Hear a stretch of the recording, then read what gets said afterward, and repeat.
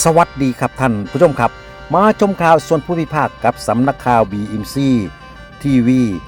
สื่อดีชีวิตดีสังคมดีกับคุณประวัตินิธิเตชะจุสกุลผู้สื่อข่าวประจำจังหวัดอำนาจเจริญจะพาท่านผู้ชมมาที่อำเภอชนุมานจังหวัดอำนาจเจริญโดยมีนายธิรพัฒน์มีอารีกับนายอำเภอชานุมานพร้อมกับเจ้าหน้าที่ที่เกี่ยวข้องก็ได้ออกเยี่ยม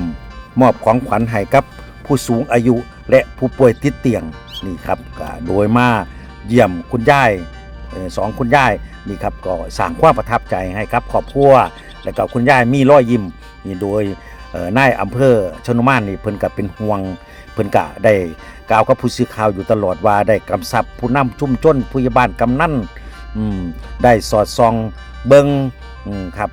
เบิ่ง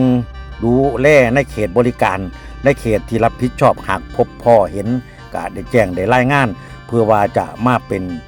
กำลังใจมอบของขวัญกำลังใจสร้างรอยยิ้มให้กับผู้สูงอายุและผู้ป่วยติดเตียงและประชาชนในชุมชน